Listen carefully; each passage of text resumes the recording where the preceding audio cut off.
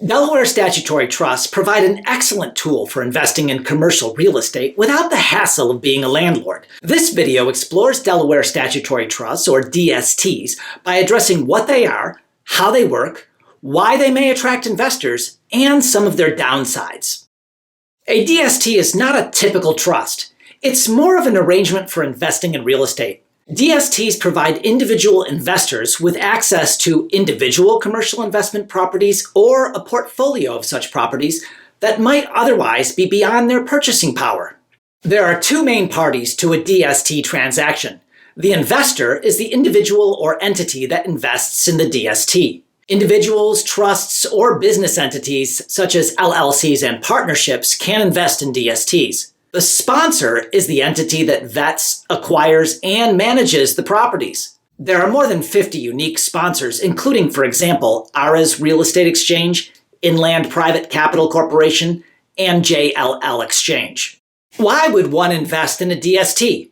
DSTs are passive investments. The investor holds real estate interests without the hassle of landlord duties. Older investors who have grown weary of managing properties find DSTs especially attractive. Returns on the investment come regularly without the need for further action by the investor. Many investors purchase DST interests through 1031 exchanges, thereby deferring capital gains tax from the sale of other real estate. For more on 1031 exchanges, see my video on that topic. DSTs offer several advantages within 1031 exchanges, including the potential to close within a few business days. Thus, DSTs can greatly reduce the stress caused by 1031 exchange deadlines. DSTs can also provide the investor with the ability to spend the exact amount necessary to avoid taxable boot from sale of the relinquished property in a 1031 exchange. DSTs also enable diversification of the investor's portfolio by providing access to multiple property types and markets, including institutional quality assets,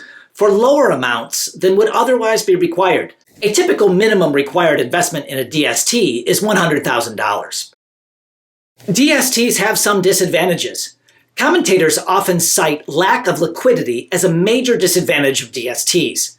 DSTs have holding periods during which the investment cannot be cashed out. Because no public market exists for DSTs, their interests can be difficult to sell. The investor must relinquish all control to the sponsor.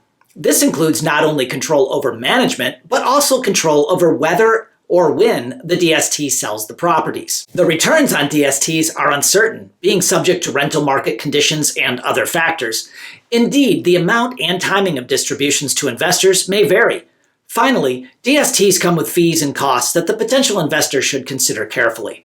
Despite the disadvantages of DSTs, the idea of kicking back, petting your favorite furry friend, and receiving distributions while someone else manages your property interests is attractive for many people, especially those enjoying retirement. If you invest in a DST through a 1031 exchange, not only do you defer capital gains tax during your lifetime, but your heirs also may avoid capital gains tax when they inherit your DST interests because of the step-up in basis. This is a win for you and an estate planning win for your loved ones. If you found this content helpful, please click thumbs up to help others find it. If you would like to discuss DSTs or other estate and business planning tools, you can find me at iplanlaw.com. I'm Daniel Van Slyke, licensed to practice law in California, Texas, and Missouri.